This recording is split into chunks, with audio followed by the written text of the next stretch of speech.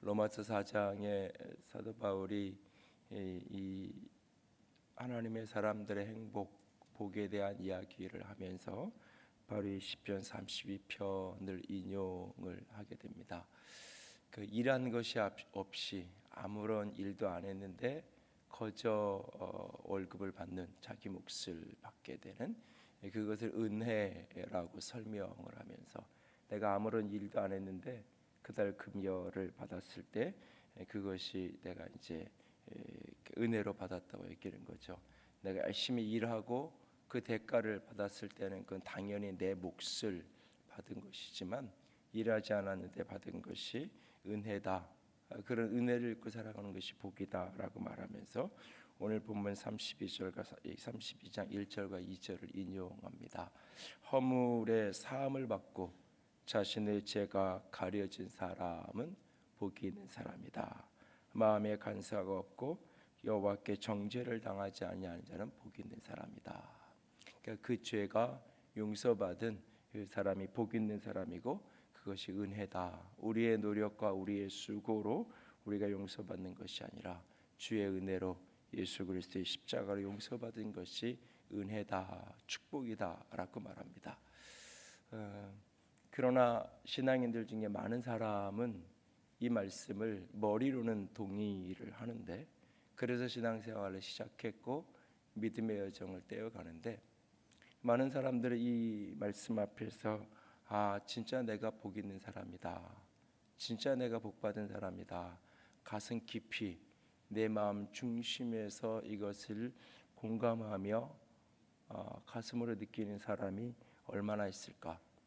신앙을 막 시작할 때 초기에 자신의 죄를 깨닫고 어떤 회개하는 경험을 한 사람들이 종종 있기에 신앙의 초기에는 이 말씀이 때로는 아멘으로 다가오는데 신앙이 어느 정도의 세월이 지났음에도 불구하고 5년 10년 내 신앙의 여정이 훌쩍 지나감에도 불구하고 때로는 내가 어렸을 때부터 신앙 안에서 자라왔던 사람들이 이 말씀 앞에서 진짜 내가 복 있는 사람이다, 복 받은 사람이다 라고 얼마나 그래, 허물에 사함 받은 사람이 복이야, 자신의 죄가 가려진 사람, 그 사람이 바로 나야. 자, 여호와께 정죄를 당하지 아니하는 복 받은 사람이 바로 나야. 그래서 나는 행복한 사람이지, 그래서 나는 복 받은 사람이지.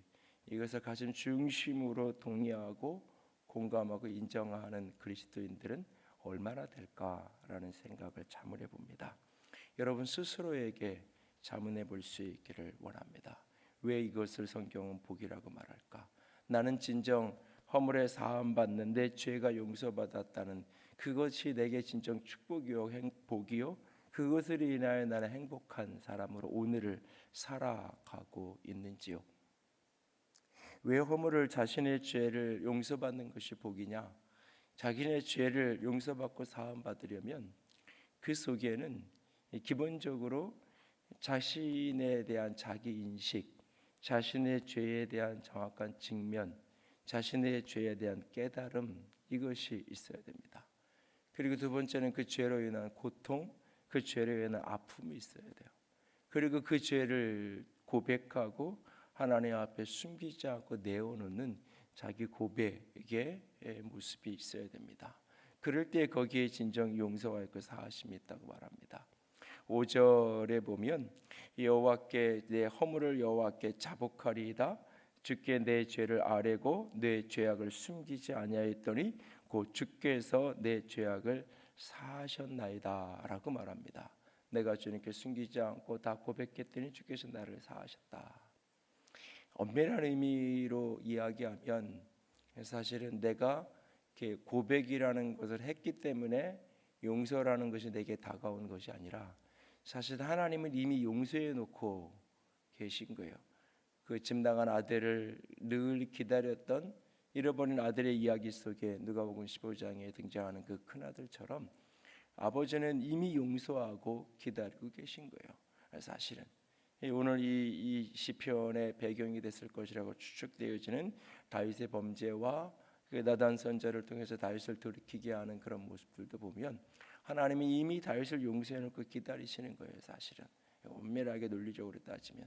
그러나 그것이 그 용서를 내가 다윗 자신이 우리 자신이 내가 용서받은 자다.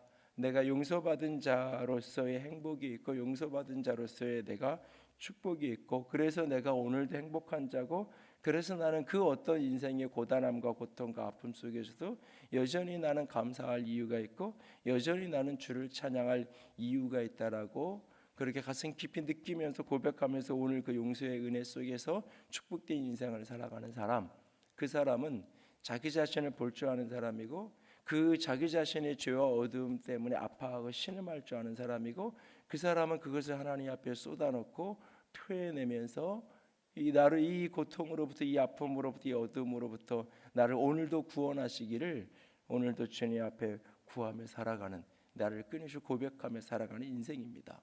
이것은 내가 예수를 믿을 때의 십자가에서 일어나는 사건을 신앙적으로 내가 진술하고 받아들이는 차원을 뛰어넘는 것입니다. 물론 그것을 믿음으로 받아들이고 예수 그리스도 때문에 내가 용서받는 것을 확신하는 것으로부터 시작하는 것이지만 사실은 그것을 오늘의 현재형으로 누려가기 위해서는 끊임없이 나를 볼 수 있어야 됩니다. 사람들은 우리 종종 그런 얘기를 합니다. 나는 그 사람이 그런 사람인 줄 몰랐다고. 그 사람이 저런 짓을 할지 몰랐다고. 내가 아는 그 사람이 그런 사람인지 나는 몰랐다고 이야기합니다. 또는 자기 자신도 자기 자신을 보면서 그런 이야기를 합니다. 이제 뭐 3.1절이 지난 지 얼마 한 달 정도 됐는데 3.1절 100주년 그런 얘기하잖아요.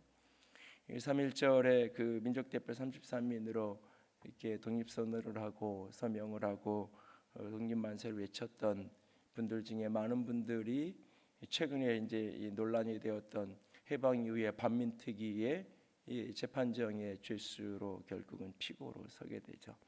3.1운동에 앞장섰던 사람이지만 이후에 변절을 하게 되고 친일의 앞잡이 역할을 했던 인물들, 여러 인물들이 등장을 하는데 만약에 그 3.1절에 내가 3.1절에 독립운동을 했던 민족 대표로 서명을 했던 내가 친일하고 있는 나, 그 이후에 5년, 10년, 20년 후에 일본의 앞잡이가 되어서 친일을 하고 있는 나, 그래서 결국은 나중에 해방 이후에 반민특위에 가서 죄수가 돼가지고 그 친일을 했던 그래서 수많은 사람들을 공포도로 고통스럽게 했던 그 사람들로 그런 어떤 죄인으로 서서 재판을 받고 있는 나를 본다면 내가 나를 본다면 내가 그럴 줄 알았어라고 말했을까요?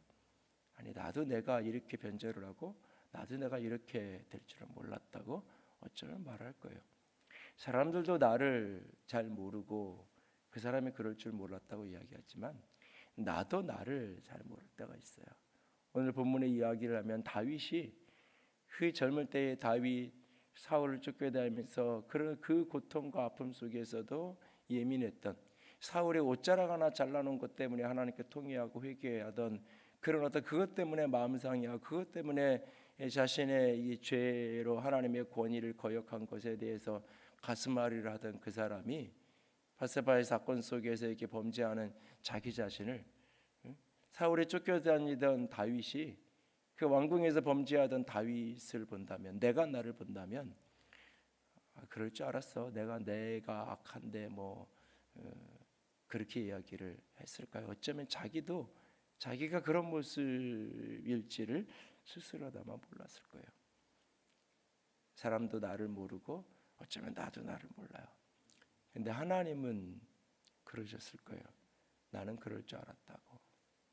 나는 내 안에 그런 악이 있고 그런 어둠이 있고 그런 연약함이 있다는 것을 나는 안다고 어쩌면 하나님은 하실 거예요. 인생을 살면서 가장 큰 축복 중에 하나가 있다면 자기 자신이 보이기 시작하는 거예요. 자기 자신이 보이기 시작하는 거예요. 자신의 모습이 보이기 시작할 때부터 어떤 의미에서 진정한 신앙, 진정한 영성은 시작되는 거예요. 신앙의 출발이 내 죄를 인정하는 것으로 시작되는 것처럼 신앙의 깊이, 신앙의 영성 그것은 다 사실은 자신이 보이는 데서부터 시작이 되는 거예요. 신앙의 왜곡, 신앙의 변질 그 모든 것이 사실은 자신이 보이지 않는 거예요.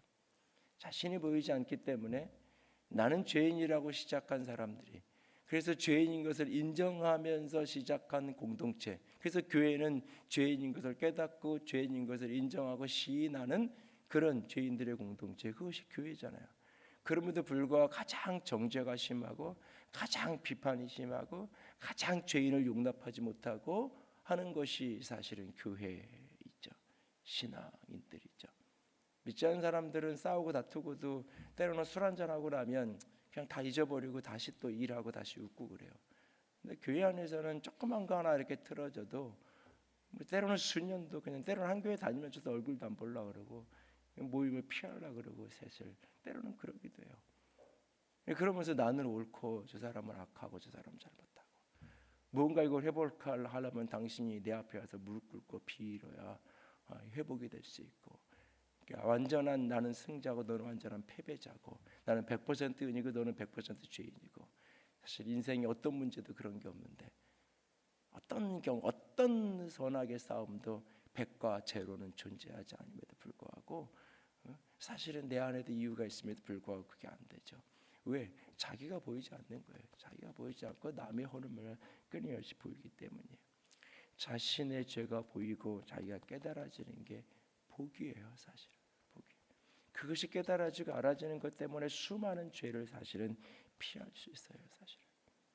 그리고 그 죄 때문에 고통하고 아파할 수 있는 게 복이에요.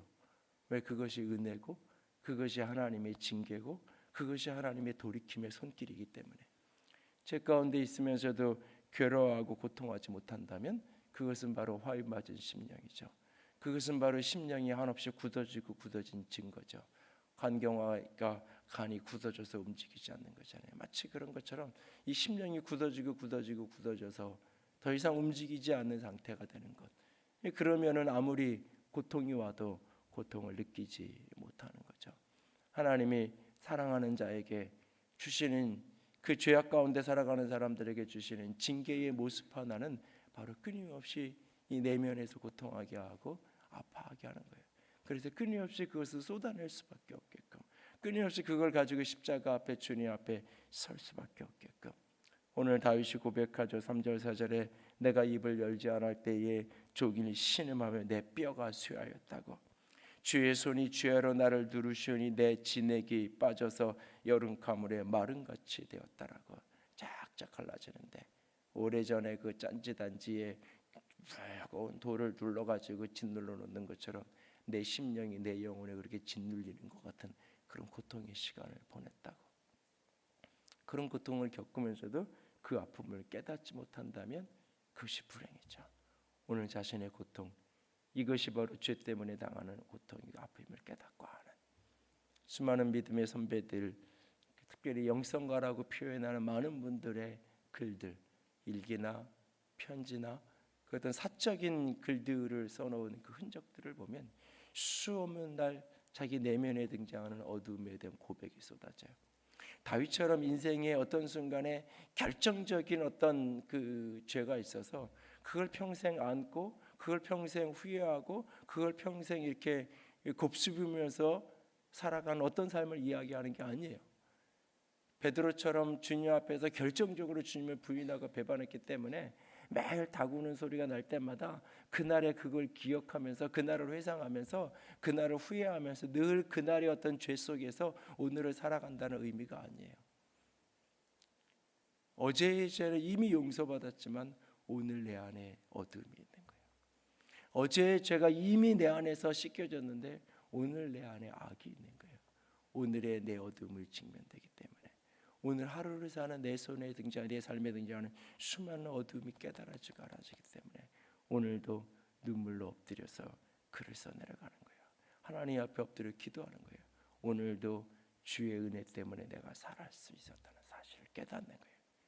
그 과거의 죄 때문에 하나님이 나를 징계하지 않으시고 벌하지 아니하시고 죄를 죄대로 갚지 않으신 것 때문에 감사하고 행복한 것을 끝나는 것이 아니라 그 과거의 죄를 용서받은 것을 추억하며 사는 것이 아니라 오늘의 내 안에 여전히 악함이 있는데 오늘의 내 안에 수많은 어둠과 악이 직면되어지는데 이걸 하나님은 아심에도 불구하고 나를 내 죄대로 갚지 아니하시고 오늘도 은혜를 주셨기에 오늘도 나를 은혜를 주셨기에 오늘도 나를 용서하시고 오늘도 나를 붙드시고 오늘도 내게 기도할 때 응답하시고 오늘도 나를 붙들어 주고 계시기에 그 오늘의 은혜 그것 때문에 오늘도 감사하고 오늘도 기뻐하며 오늘도 그렇게 주 앞에 서서 살아가는 것입니다.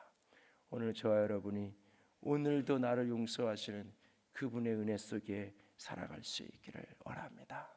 오늘도 나를 용서하시고 사하시는 그 사함받은 자의 행복을 누리면서 오늘을 살아갈 수 있는 저와 여러분이 될 수 있기를 원합니다.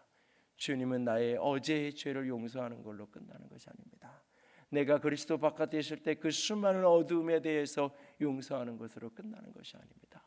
오늘도 예수 믿는다고 하면서도 그리스도 안에서 살아간다고 하면서도 예수 믿는다고 하고 어느 교회 집사고 장로고 목사라고 하면서 악한 짓을 하는 어떤 사람뿐만 아니라 그 악함이 내 안에 나는 다만 걸리지 않았을 뿐이고 나는 다만 그것을 눈에 보이는 데서 행하지 않았을 뿐이고 근데 내 안에 악함이 있고 내 안에 어둠이 있고 여전히 해결되지 않는 내면의 숙제들이 내 속에 있는 것들을 그것을 직면하고 애써 외면하고 다 그런 거지 뭐 변명하고 핑계하고 책임 전가하는 게 아니라 이것이 내 실체임이 깨닫고 그런데 그것이 자기 정죄와 그것이 자기 비난과 자기 연민으로 나아가는 것이 아니라 그런 자신의 연약함과 죄악과 어두움을 주님 앞에 가지고 나아가서 주님 앞에 토해내는 주님 앞에 그것을 쏟아내는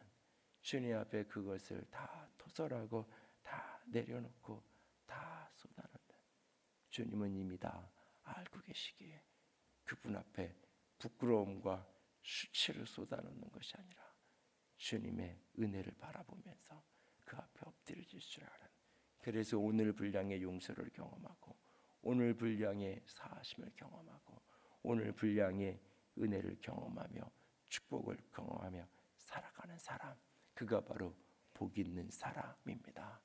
그런 축복을 그런 은혜를 오늘 현재 누리며 살아갈 수 있는 저와 여러분이 될 수 있기를 원합니다. 허물의 사함을 받고 자신의 죄가 가려진 자는 복이 있도다. 이것이 다윗의 어떤 죄를 이야기하는 것이 아니라 나의 과거의 어떤 죄를 이야기하는 것이 아니라 그래 그거 용서받아서 나는 행복한 사람이야 그게 아니라 오늘 지금 그래 주님이 오늘도 나를 가려 주시니까 오늘도 나를 용서해 주시니까 오늘도 내 속에 이 어둠을 다 아시면서도 나조차 때로는 모르는 악함조차도 아시면서도 오늘도 나를 안아주시고 나를 사랑한다 하시고 오늘도 내가 너를 나의 동력자로 나의 그릇으로 택하여 쓰신다고 말씀하시고 오늘도 나를 외면하지 않으시는 그 은혜 때문에 오늘도 감사할 줄 아는 오늘도 이 복을 누리며 살아갈 수 있는 저 여러분이 될 수 있기를 주님의 이름으로 부탁을 드립니다. 함께 찬양합니다. 은혜로만 들어가네 은혜로만 선다네 우리의 노력이 아닌 어린 양의 보혈로 그분의 임재 가운데 오라 하시네. 함께 고백하며 기도하는 마음으로 나아갑니다. 은혜로만 들어가네 은혜로만 선다네 우리의 노력이 아닌 어린 양의 보혈로 그분의 임재 가운데 그분의 임재 가운데 오라 하시네 우리를 부르신 그곳 은혜로 들어